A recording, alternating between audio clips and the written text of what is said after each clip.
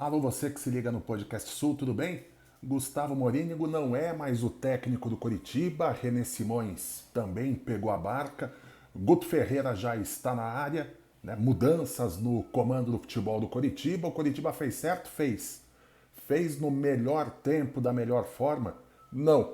Eu vou explicar já já para você por que disso tudo, o que a gente pode esperar do Coritiba na sequência, mas antes, você sabe, deixe o seu like aqui no vídeo, inscreva-se no canal, ative as notificações para receber as atualizações do Podcast Sul e compartilhe esse vídeo com os seus amigos, com a sua rede, para a gente ampliar o debate sobre esse momento do Coritiba e sobre o futebol paranaense, futebol do sul do Brasil, aqui no nosso Podcast Sul. Pois bem, o Coritiba perdeu para o Atlético Mineiro nesse domingo, 1-0 no Couto Pereira. Né? Eu não vi o jogo, estava viajando, estava num compromisso particular fora aqui de São Paulo, então não vou entrar na análise do jogo, já que é uma partida que eu não vi. Mas, logo após a partida, o Coritiba anunciou a demissão do técnico Gustavo Morínigo e também a saída do head de futebol, o René Simões. Né? Sobre o Morínigo, já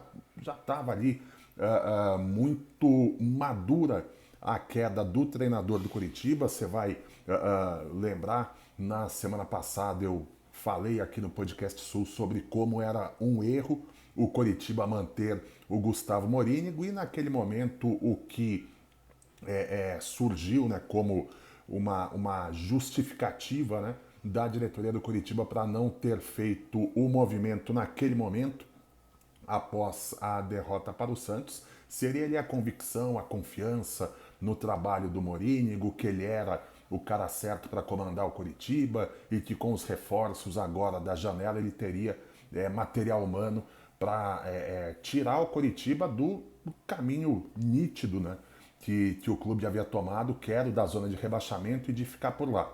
Pois bem, toda essa convicção não durou nem uma semana. Né? No domingo, Coritiba perdeu já o jogo seguinte para o Atlético Mineiro em casa, que se você analisar friamente, né, olhando para a tabela, era um resultado previsível, né, pelo tamanho que o Atlético Mineiro tem dentro do Campeonato Nacional, atual campeão brasileiro, campeão da Copa do Brasil.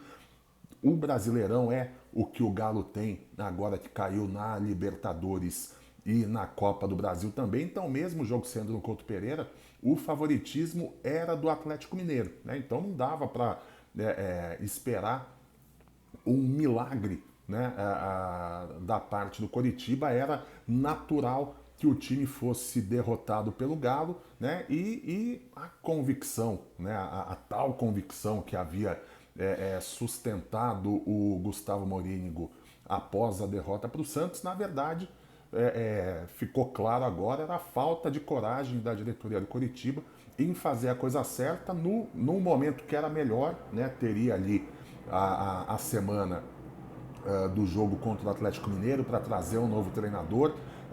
Teria, né, vai ter agora também a semana do jogo do Fluminense para depois entrar na série em que o Coritiba vai decidir mesmo a situação dele. São 5 confrontos diretos. Pois bem, a diretoria do Coritiba não se movimentou, demorou para se movimentar, perdeu mais uma semana com o Gustavo Morínigo, perdeu um jogo como já era de se imaginar, demitiu o treinador e agora traz o Guto Ferreira, né, o Gordiola, para comandar o time do Coritiba. É uma boa opção, né, diante das que você tem no mercado.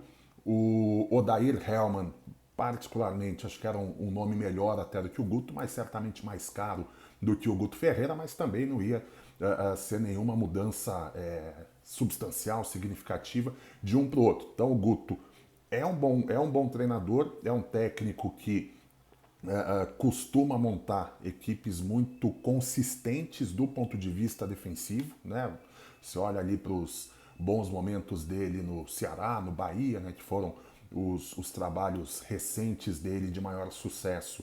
Eram times muito sólidos defensivamente. O Coritiba está precisando disso, está precisando fechar a casinha, arrumar a defesa. Né? O Coritiba toma muito gol, são raros os jogos em que o Coritiba não sofre gol, então dá para a gente esperar uma construção do trabalho do Guto a partir de arrumar a defesa do Coritiba para o time parar de tomar gol, voltar a pontuar e aí depois começar a arrumar o ataque.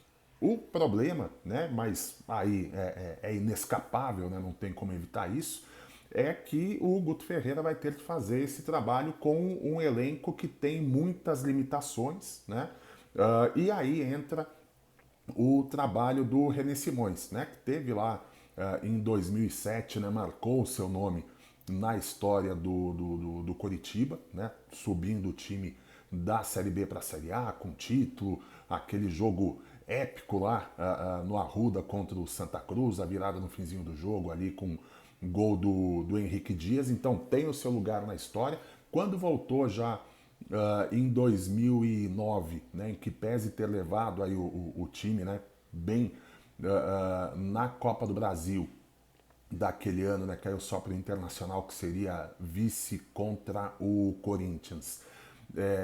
Também não foi um trabalho muito bom, né, do René Simões, perdeu o título estadual, né, no ano do centenário, teve sua participação para levar o Coritiba à Série B ao fim daquele ano e voltou agora, né, com aquelas ideias, né, de sempre aquele papinho de coach, né, que é bem característico do René Simões, mas que montou um time, né, que lá no começo, né, o primeiro mercado que Coritiba fez, né, foi bom, foi positivo, né, trouxe o Andrei, né, uma baita oportunidade lá do Vasco, trouxe o Aleph Manga, que começou super bem, ok, vai lá, trouxe o Egídio também, que era, a gente está vendo aí um jogador de altos e baixos, né? Não tem mais o mesmo nível do melhor momento da carreira dele, mas foi um mercado ali com boas opções, Fabrício Daniel também, né? Com contratações pontuais, mas que subiram o nível do time do Coritiba num primeiro momento em relação ao elenco que disputou e que subiu a Série B no ano passado. Pois bem, o tempo foi avançando, o Coritiba foi inchando, foi trazendo cada vez mais jogadores e aí foi baixando o nível, né? Pablo Garcia, Matias Galarza, para falar só de jogadores aí que já estavam desde o começo do campeonato.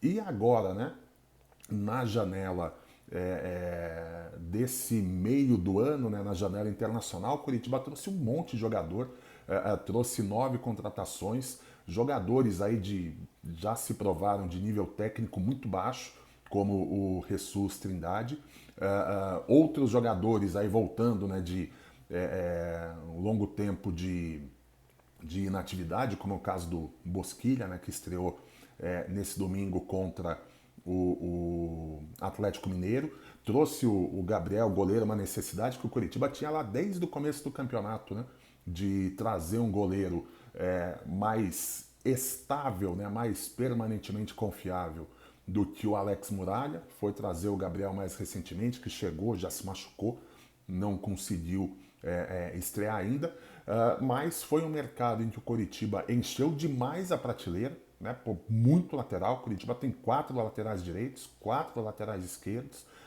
trouxe aí jogadores de qualidade técnica duvidosa, como Jesus Trindade, Bruno Gomes, enfim, jogadores que você olha ali para eles, com raríssimas exceções, não vão resolver a vida, a situação do Coritiba, e não conseguiu fazer uma troca. Tá trazendo jogador X, mas deixa eu tirar, me livrar desses aqui que não renderam tão bem para diminuir a folha, ou vamos pegar uma molecada aqui que não vai ter espaço, colocar para rodar, para jogar aí, Série C, Série D, que estão entrando em fases mais agudas, ou mesmo Série B, que ainda tem praticamente um turno inteiro pela frente. Não, Coritiba tá com um elenco maior do que estava, com um volume maior de opções, só que o nível médio dessas opções baixou em relação ao que o Coritiba tinha. E isso tem lá a assinatura, tem todas as digitais do seu René Simões, que deixa aí o Coritiba, deixa esse legado, deixa essa herança para quem vier para a sequência, para o comando do futebol, mas principalmente para o Guto Ferreira trabalhar e tirar o Coritiba da zona de rebaixamento, tirar o Coritiba do caminho da Série B, mas enfim, o Guto topou o desafio, sabendo do elenco que tem à disposição no Coritiba.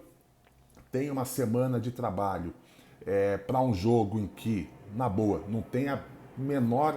Não dá para você cobrar do Guto Ferreira do Coritiba pontuar contra o Fluminense. O Fluminense é um time que está lá nas primeiras posições do Campeonato Brasileiro, mas já dá para a gente esperar algum comportamento diferente desse time do Coritiba contra o Fluminense, para aí sim, a partir do outro fim de semana, do outro sábado, entrar na série mais aguda. Eu já falei aqui em outros vídeos, que é onde o Coritiba vai decidir a sua vida no Campeonato Brasileiro.